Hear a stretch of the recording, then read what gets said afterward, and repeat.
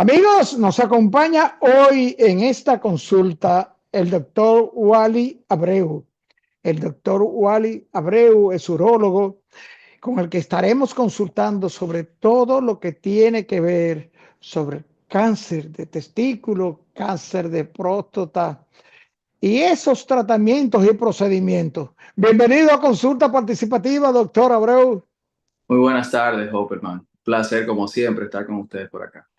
Gracias, doctor. El placer es nosotros y agradecimiento de que sabemos lo ajetreado que es su agenda, lo comprometida que es. Le agradecemos infinitamente que usted dedique estos tiempos, estos minutos para orientar a los amigos de consulta participativa. Pero vamos a arrancar de una vez, doctor. Doctor, cáncer de testículo. Este cáncer que casi nadie por lo regular menciona. Oímos cáncer de próstata, cáncer de testículo. Explíquenos, doctor. Sí, muy bien. Mira, el cáncer de testículo, primero agradeciéndole la invitación, como siempre presto y dispuesto, ¿verdad? A compartir con ustedes siempre que el tiempo nos ayude. Pero muchísimas gracias por la invitación. Mire, a propósito de que el pasado noviembre se conmemoró, ¿verdad? El mes de la salud masculina. Es un mes en el que nosotros hacemos... los urólogos, en sentido general, vamos mucho a los medios en el propósito de hacer conciencia en la gente sobre la presencia del cáncer de próstata y lo que implica, así como también el cáncer de testículo y la salud mental masculina, que muchas veces se deja en el olvido, pero es muy importante.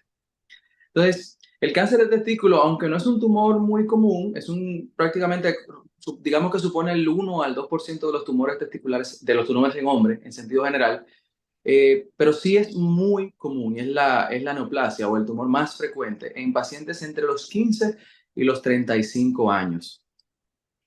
Y 15 y 35 años, cáncer de testículo. Esto, doctor, hay varios tipos de cáncer de testículo. ¿Es un solo tipo de cáncer de testículo? no, hay varios tipos, de hecho y van en relación a las células que se encuentran en el testículo. Usted sabe que el testículo es la gónada masculina, ¿verdad? El que produce los gametos, las células sexuales, que en el caso de nosotros son los espermatozoides. En el caso de la mujer, el equivalente sería el ovario, que produce los óvulos, que son los gametos femeninos. Pero en el caso de nosotros los hombres, tenemos los testículos y esos testículos que producen los espermatozoides. Esos espermatozoides, digamos que no son una célula, la que nosotros conocemos, ¿verdad? El gusanito que tiene la cabecita y la cola, pero para llegar ahí hay un conjunto de células precursoras que vienen desde antes con otras formas y con otras características genéticas.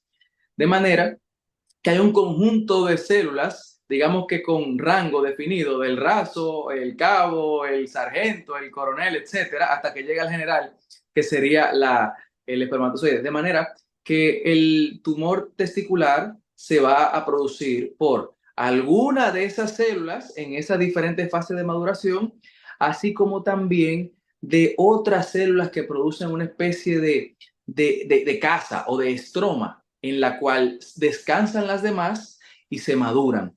De forma que hay varios tipos de tumores testiculares.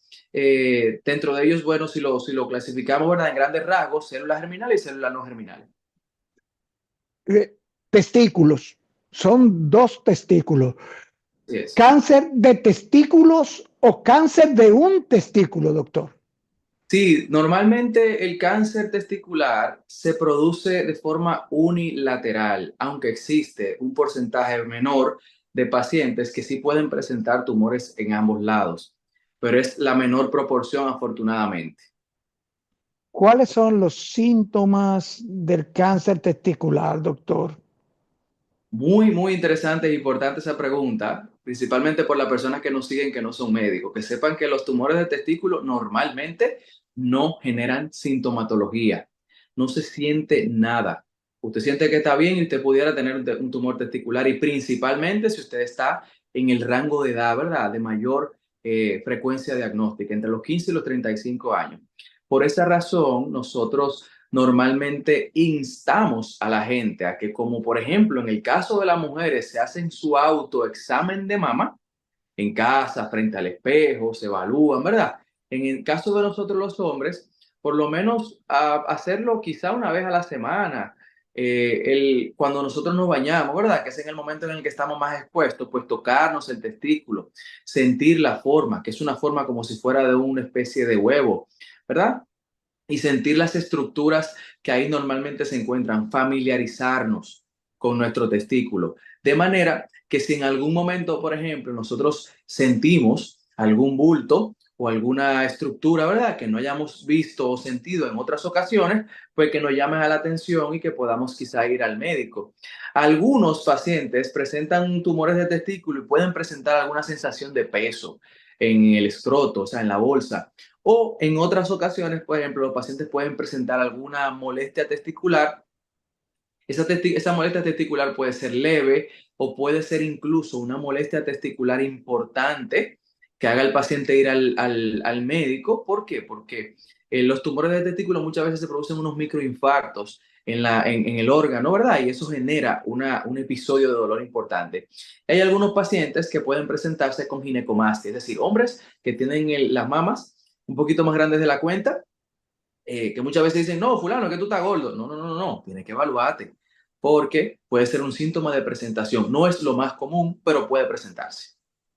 Doctor, eso que usted señala de que no hay síntomas, eso es grave, porque entonces, doctor, eso nos hace pensar que cuando se detectan por lo regular, porque lo renuentes que somos los hombres, que ya usted sabrá, doctor, para Yes. asistir a chequearnos eh, eh, eh, cotidianamente, cuando se detecta y se diagnostican, es que estamos en un caso grave, doctor.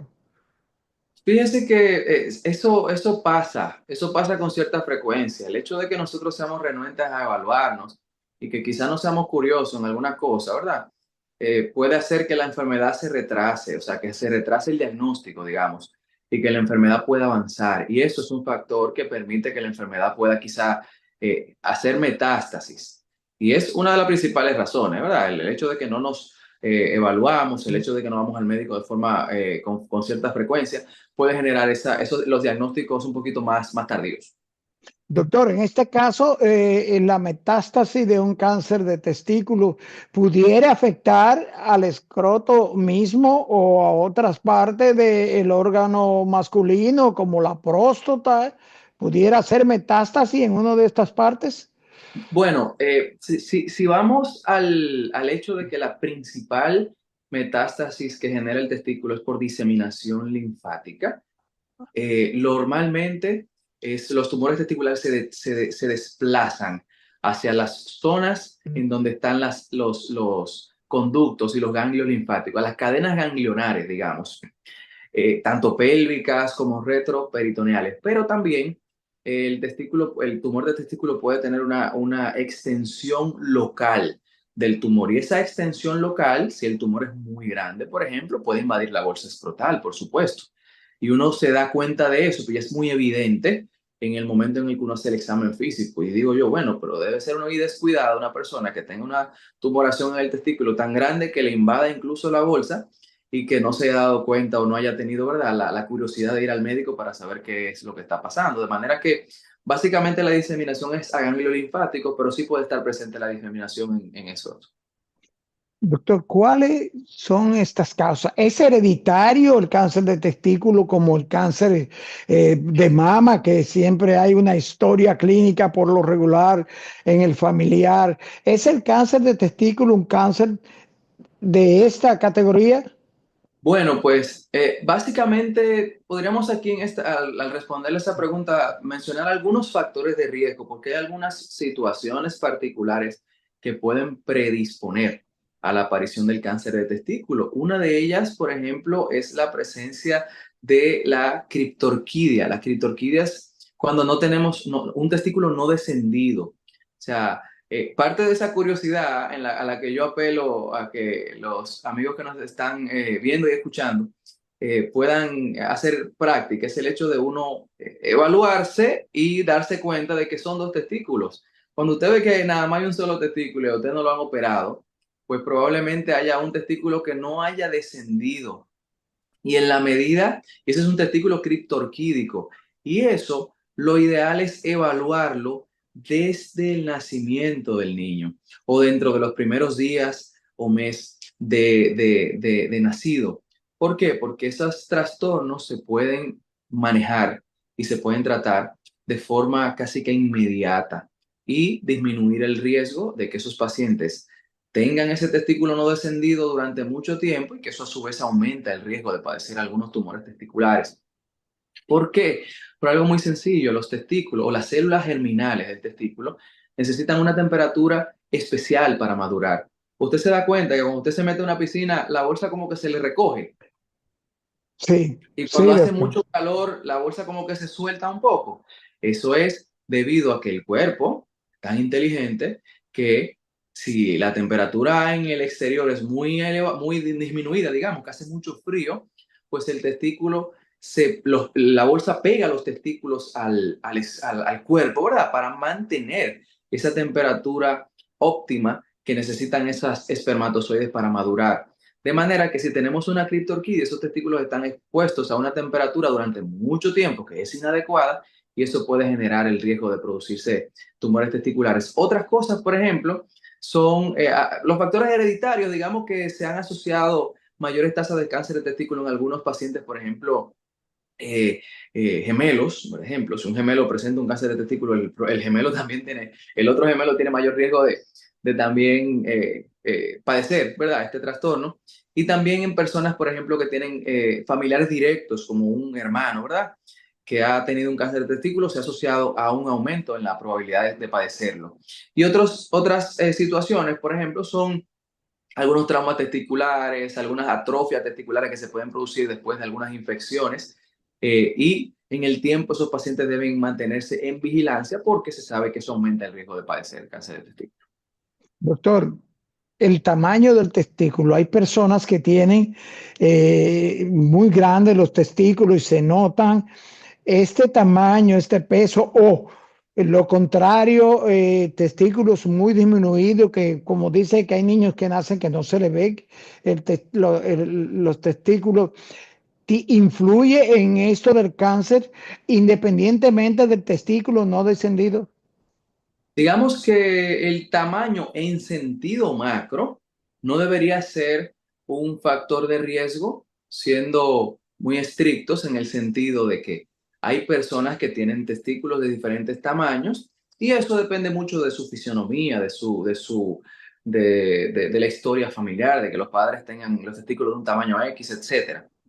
Pero ahí me detengo un poco y ahí va correlacionado con el dato que le di anteriormente de los factores de riesgo, que los testículos disminuidos de tamaño tienden a ser, a llamarnos más la atención. ¿Por qué? Porque esos testículos disminuidos de tamaño pueden haberse disminuido en su tamaño debido, por ejemplo, a una criptorquidia que luego fue tratada. Es decir, que hay personas que tienen un testículo no descendido durante mucho tiempo, esos pacientes luego se operan, pero ya tenían años, ¿verdad? Con el testículo no descendido, que ese testículo puede que no recupere su tamaño normal en el tiempo y debe de llamarnos la atención y debemos mantener una vigilancia. Y el otro tema que le mencionaba es el tema de los pacientes que tienen testículos atróficos por alguna infección que hayan tenido previamente, etcétera. De manera que como son factores de riesgo, pues sí, tengo que tener en cuenta el tema del tamaño, pero principalmente hacia disminución, hasta testículos pequeños. Ya los testículos grandes, por ejemplo, pueden deberse a la fisionomía de la familia, del paciente, pero también usted puede ver una bolsa crecida por un hidrocele, por la acumulación de líquido dentro del testículo. Y eso no necesariamente significa que todo el testículo está crecido, sino que es la bolsa.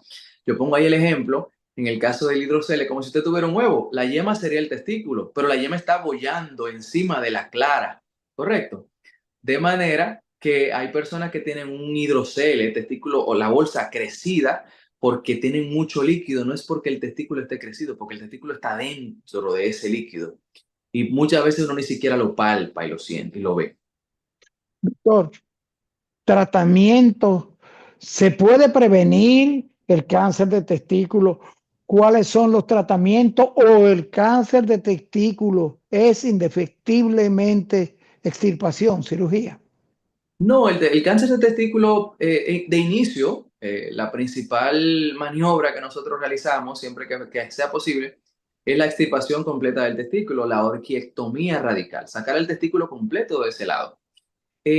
Pero hay otros estadios en los que se puede encontrar el paciente al momento del diagnóstico, dígase que la enfermedad se encuentre muy avanzada y que haya hecho mucha metástasis, y en esos casos haya la necesidad de hacer algunos tratamientos previos, como quimio o radioterapia, con un oncólogo clínico o un oncólogo radioterapista. Es muy importante en ese sentido, saber que este tipo de trastornos debe manejarse desde el punto de vista del manejo multidisciplinario, es decir, que no solamente el urólogo el que tiene que tener cartas en el tratamiento del cáncer de testículos, sino que tenemos que llevarnos de la mano, ¿verdad? Con un conjunto de especialistas como el oncólogo clínico, el oncólogo radioterapista, así como también el psico-oncólogo.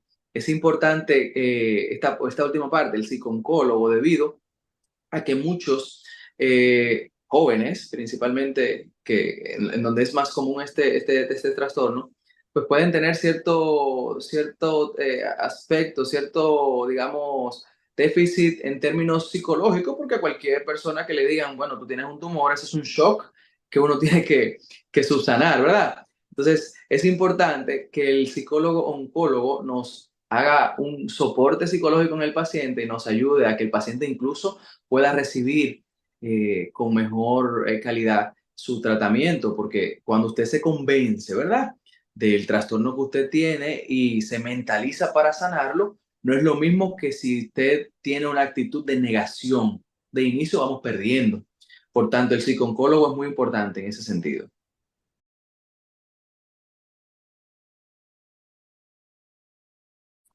Doctor, entonces la extirpación del testículo afecta otras funciones, afecta la virilidad del hombre, se dice la fertilidad del hombre, la ausencia del testículo.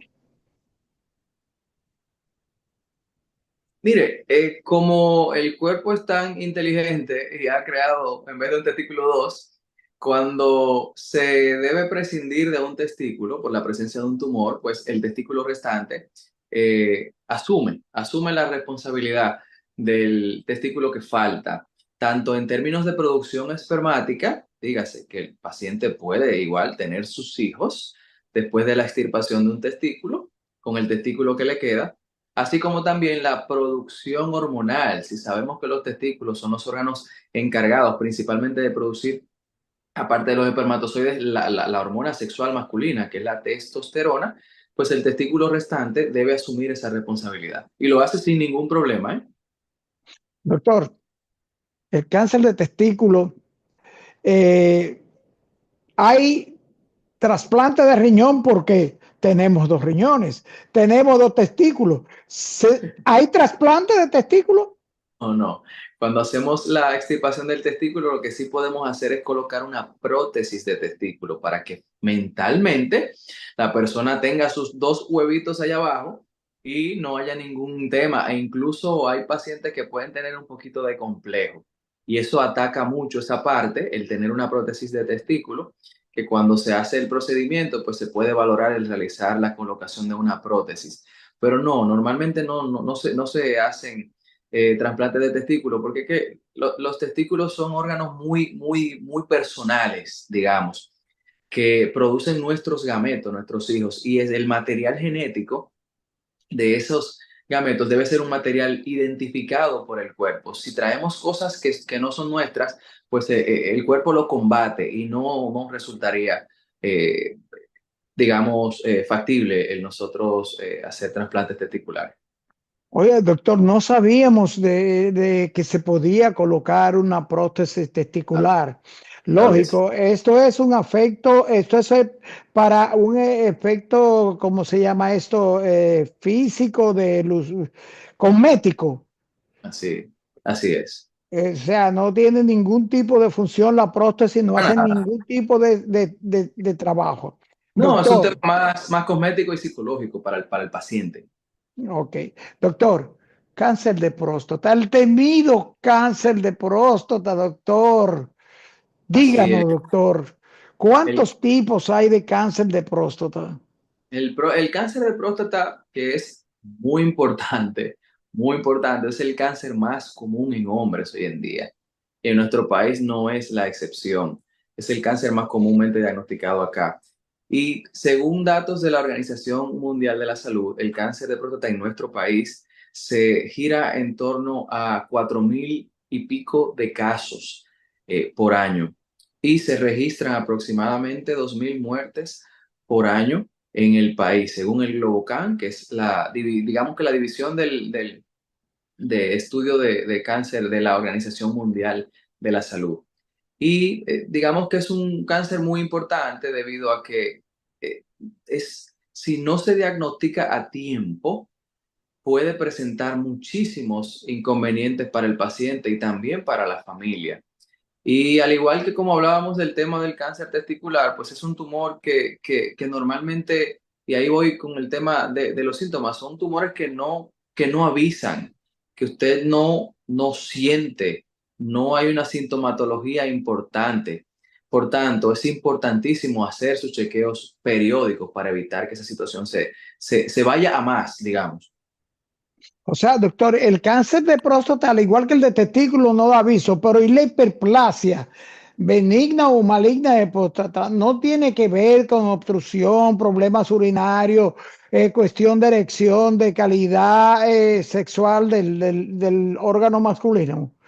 Sí, pero fíjese en algo. Hay gente a veces que piensa y confunde los términos. Hiperplasia prostática es el crecimiento de la próstata. Es el crecimiento benigno de la próstata que puede producirse de forma más frecuente a partir de los 40 años en todos los hombres. Algunos tendrán mayor crecimiento que otros, pero es el crecimiento prostático. Ahora, mucha gente se confunde y entiende que el tener una próstata crecida genera mayor riesgo de padecer cáncer de próstata y no necesariamente es así. De hecho, según estudios que se han realizado, pues se ha identificado que las próstatas pequeñas tienden a tener un mayor riesgo de padecer cáncer en su interior, más allá de las próstatas más grandes. Ahora, las próstatas grandes, la hiperplasia de próstata, sí podría generar síntomas derivados de la obstrucción del conducto que genera. Y por tanto, el paciente va a tener síntomas urinarios obstructivos, dígase dificultad para orinar, dolor al orinar, ardor al orinar, sensación de no vaciar completamente la vejiga, un chorro que se interrumpa, gotear mucho al final, el levantarse muchas veces en la noche. Todos son síntomas que puede producir un crecimiento de próstata. Ahora, un paciente puede tener un crecimiento de próstata y concomitantemente también puede tener un cáncer de próstata.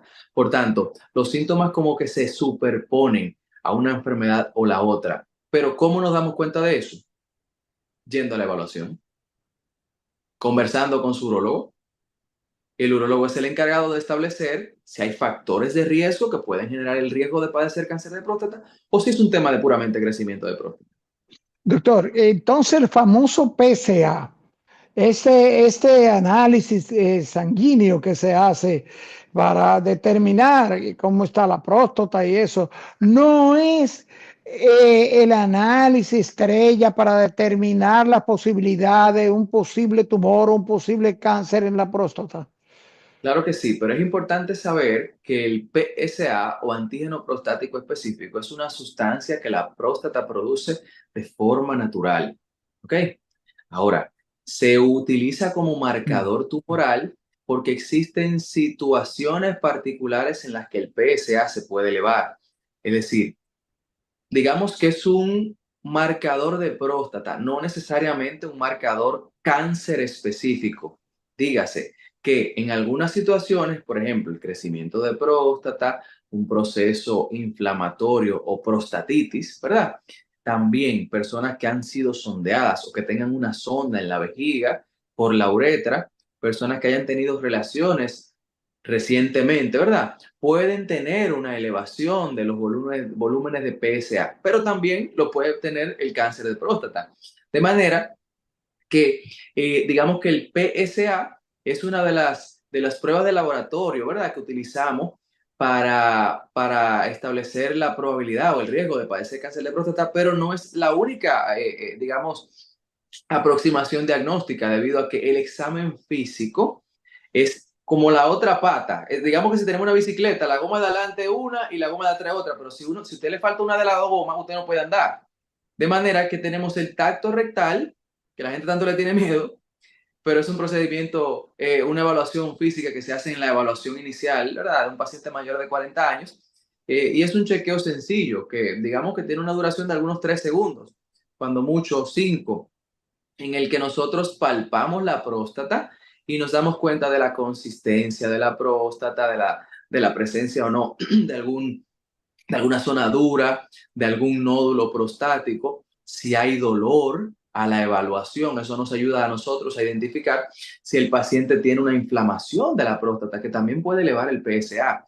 De manera que es importante que la gente sepa. ¿Por qué? Porque hay muchas personas que aún dicen, no, bueno, yo voy a donde mi cardiólogo, donde mi médico general, y él me hace el PSA cada cierto tiempo. Existe incluso un porcentaje ínfimo, pequeño de tumores que pueden producirse en la próstata y que no generen una elevación o modificación de los valores del PSA. De manera que es importante que la gente entienda que tanto el examen físico que le realiza el urólogo al momento de la evaluación, como de las analíticas que uno manda a pedir, son como las dos ruedas de esa bicicleta. Si hago una sola, no estoy haciendo las cosas correctamente. Independientemente de que haga el tacto nada más o se haga el PSA, no es correcto. Lo correcto es hacer las dos, tanto el tacto rectal en la evaluación física como los valores de PSA en la evaluación sanguínea. Doctor, diagnosticado el cáncer de próstata o la hiperplasia maligna de próstata o el nódulo o el tumor, ¿esto conlleva necesariamente la extirpación de la próstata? Vamos a responder y primero aclarando algo. Si es hiperplasia, es crecimiento de, de la próstata, ¿correcto? Hiperplasia benigna. Ya cáncer es completamente distinto, ¿ok?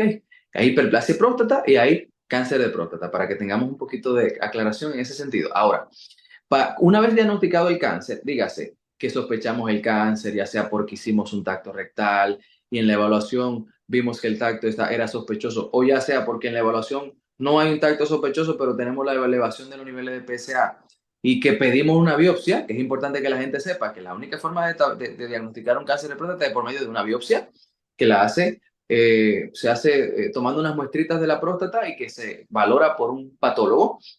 Una vez que tenemos el diagnóstico, entonces tenemos que hacer algo que se llama estadificación.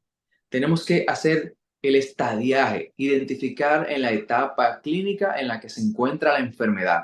Y eso lo hacemos ayudándonos, apoyándonos de un conjunto de estudios, dígase gammagrafía ósea, una tomografía de abdomen y pelvis contrastada. En caso de que algunos pacientes no se puedan hacer la tomo, se puede hacer una resonancia magnética con fines de nosotros identificar si hay presencia de ganglios aumentados de tamaño, si hay presencia, ¿verdad?, de enfermedad localmente avanzada, que nos damos cuenta también por el tacto, y si hay o no metástasis a nivel de los huesos. Eso nos va a ayudar a nosotros a, primero, estadificar al paciente. Si el paciente está localizado y no ha hecho metástasis, entonces ahí sí podemos brindarle al paciente una de dos opciones con intención curativa, que son la radioterapia, que puede estar asociada o no a unos medicamentos que bloquean la testosterona, o la cirugía. Hay otros también métodos de tratamiento, como la vigilancia activa, que implica observar. Hay un protocolo, ¿verdad?, que se debe de cumplir en la vigilancia activa. Esto implica no hacer nada. Fíjese que lo que le digo, no hacer nada, mantenerse vigilando al paciente con un protocolo especial, que a los 6 meses el PSA, que al año puede que sea necesario una resonancia magnética nueva o una biopsia nuevamente de próstata, para ver si la enfermedad ha cambiado sus características biológicas, o si al punto de nosotros decidir en el momento en el que tengamos, ¿verdad?, algún aviso de que la enfermedad está avanzando, bueno, pues tratar al paciente y curarlo. Hay algunos pacientes que quieren ese tipo de tratamiento. En nuestro país es un poco difícil, porque para el dominicano usted decirle que tiene un cáncer y no hacer nada es como un poco difícil, ¿verdad?, por la idiosincrasia nuestra propia, de nuestra cultura, digamos. Entonces, Saliendo de ahí, de la vigilancia activa, que es una opción válida, ¿verdad? Y que el paciente debe establecer un protocolo particular para poder seguirse al pie de la letra, pues de ahí entonces llegamos al tema de la cirugía o a la radioterapia, que son opciones con intención curativa. Cada una de ellas tiene sus datos a favor y sus datos en contra. Y eso es el rol nuestro al momento de definir un tratamiento, de conversar bien claro con los pacientes y con la familia sobre todas esas características que tienen cada uno de esos tratamientos. Pero para nosotros saber que un paciente califica para ello, pues tendríamos que tener varios aspectos importantes, como por ejemplo la edad del paciente, la expectativa de vida del paciente, porque imagínense, un paciente que tenga 75, 78, 80 años, es un paciente que tiene una expectativa de vida, ¿verdad? Quizá menor a 20 años, y nosotros no vamos a decirle al paciente, mira, vamos a someterlo a una cirugía en la que nosotros probablemente tengamos muchos riesgos que no solamente conllevan o vienen por la edad, sino también porque son pacientes que son hipertensos, que son diabéticos, que tienen arritmia cardíaca, que han hecho un accidente cerebrovascular, que tienen alteración motora. Hay varias cosas ahí que tenemos que nosotros que tomar en cuenta al momento de nosotros definir el tratamiento en conjunto con el paciente y la familia que sea más provechoso para él. Y tenemos también la radioterapia y también terapias focales, que son terapias que digamos que se dan al paciente en el entendido de que tenga una enfermedad de muy bajo volumen, localizada, pues se puede hacer un tratamiento focal a esa zona y en el país ya está haciendo también. Pero es importante saber eso, saber todos estos factores para nosotros identificar al paciente ideal que se va a beneficiar del tratamiento ideal.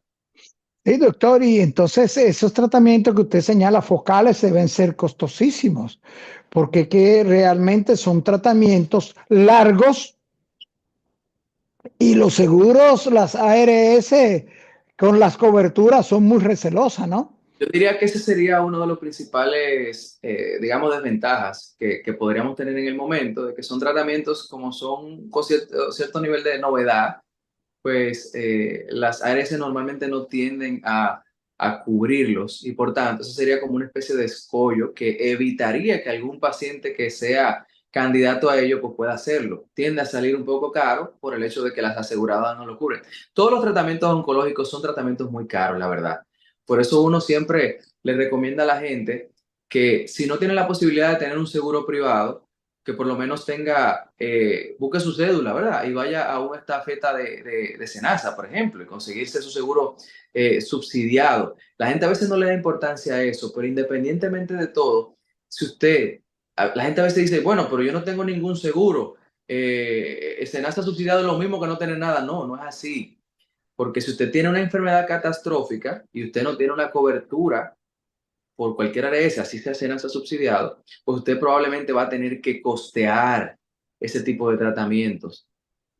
Y el contrario, si usted tiene su seguro, aún sea subsidiado, y eso solamente usted nada más necesita su cédula para ello, ir a una estafeta de Senasa, usted le sacan su seguro, y entonces usted tiene la oportunidad de, ¿verdad?, recibir el financiamiento que el gobierno ha dado para las enfermedades catastróficas. Por tanto, es importante, valga la cuña para Senasa, pero es importante que la gente entienda la importancia de tener su seguro, por más mínimo que sea, pero tenerlo. Doctor, los dos temores graves más grandes del hombre con respecto a la extirpación prostática de la potencia sexual y el asunto de la fertilidad masculina. Bueno, mire, nosotros cuando vamos a evaluar un cáncer de próstata, tenemos al momento del tratamiento de cumplir con tres criterios fundamentales o tres objetivos, ¿verdad?, que nos planteamos para conservar. Lo primero es el control oncológico, el control del cáncer. Es decir, que el tratamiento que nosotros proporcionemos sea un tratamiento que nos permita erradicar, digamos, la enfermedad, curar el cáncer si el paciente está localizado. Si el paciente no está localizado, pues tendríamos que darle tratamientos que le mejoren la calidad de vida, pero no lo vamos a curar. Pero al momento, por ejemplo, de nosotros hacer un tratamiento, una terapia radical, una prostatectomía radical, tenemos que evaluarte eso, el control del cáncer, el número uno. El número dos, el control de la continencia urinaria, porque sabemos que un gran porcentaje de los pacientes luego de la cirugía van a tener escapes de orina. Esos escapes serán muchos o pocos, no necesariamente dependiendo del cirujano, del urólogo que lo evalúe, sino que hay algunos factores que son inherentes del individuo que pueden quizá no ayudar a que se recupere la continencia, la longitud de la uretra, la fortaleza que tenga en el piso pélvico, la forma de la próstata. Todas esas son cosas que pueden hacer que el paciente tenga escapes de orina luego de la cirugía. Y aparte de todo eso, pues el control de la potencia sexual. Ya el tema, por ejemplo, de la fertilidad, pues se puede ver afectado porque si extirpamos la próstata completamente, ese paciente no va a eyacular, no va a eliminar semen porque sacamos la próstata y también las vesículas seminales, que son las que se producen el 90% del líquido seminal que uno extirpa. Y como uno corta esos conductos también, pues el paciente tiene que saber que no va a volver a eyacular. Ahora, sobre el tema de las erecciones, pues se puede, dependiendo de la etapa en la que se encuentre el paciente, de la cantidad de tumor que tenga y el estadiaje en sentido general, uno intentar conservar los nervios que generan las erecciones del pene. Y esos nervios, claro, la función eréctil de la persona después de la cirugía, mucho dependerá de cómo estaba la función previa a la cirugía, porque si antes de la cirugía usted tenía problemas para conseguir erecciones correctamente, pues no crea usted que después de la cirugía va a estar mejor, va a estar peor, ¿verdad? Entonces, si tenemos una disfunción eréctil de base, pues eso se va a empeorar, por supuesto. Si tenemos una función eréctil correcta, pues probablemente también se afecte porque los nervios de la erección, digamos que están debajo y a los lados de la próstata. Como si usted fuera la próstata y los nervios fueran una hamaca, usted acostado en una hamaca. Le pongo el ejemplo. Por tanto, al momento de nosotros extirpar la próstata, tenemos que tratar de conservar esos nervios y ahí es muy importante el tipo de cirugía que se realice. La cirugía, por ejemplo, se puede hacer de forma convencional, que es la cirugía abierta que todos conocemos, hacer una herida grande y entrar por ahí y sacar la próstata.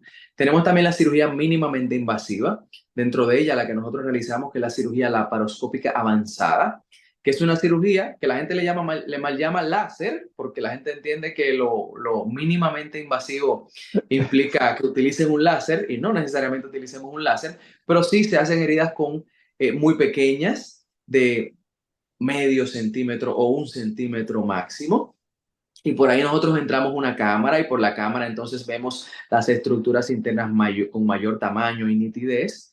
Y por tanto, ese tipo de métodos de tratamiento pueden hacer que nosotros veamos las estructuras más grandes y por tanto podamos salvar mejor esos nervios. Y también está la cirugía robótica, que en el país ya se tiene una buena experiencia en ella y estamos nosotros en el proceso de manejarnos y formarnos en ese sentido, que también ayuda mucho más porque la visión tridimensional que se observa en la cirugía robótica, la forma en la que se reconstruyen los planos anatómicos que se afectan y se puede restablecer la anatomía del paciente lo mejor posible después de la cirugía.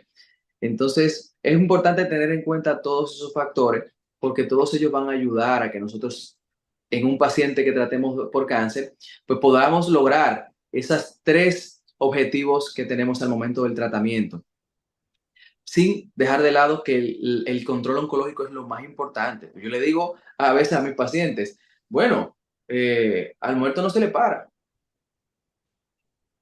¿ya que sí? Yo Sí. prefiero tenerlo vivo a usted, aunque no se le pare. ¿Por qué? Porque vivo podemos buscarle la vuelta a eso. Incluso llegar a colocar una prótesis de pene a los pacientes que no tengan erecciones después de la cirugía, pero vivo. ¿Verdad que sí? Vivo. Claro, claro, claro, doctor. Doctor, se nos acabó el tiempo, pero dígale a los amigos de Consulta Participativa dónde contactar al doctor Wally Abreu. Bueno, antes de despedirme, agradecerle como siempre por la gentileza de la invitación. Yo estoy localizado en Sedimar. Allá nos pueden localizar colocando la cita al 809-565-9989 y también en Sendoe al 809-741-0000. Inmediatamente usted llama y usted dice, mire, quiero una cita con el doctor Wally Abreu. Le van a proporcionar los horarios de consulta, las horas específicas y el espacio disponible que hay para la consulta y el día disponible, por supuesto, que hay para su consulta. Gracias por acompañarnos a esta entrevista con el doctor Wallis Abreu, urólogo, con quien estuvimos consultando sobre cáncer de testículo y cáncer de próstata. Amigos televidentes, nos vemos en la próxima consulta.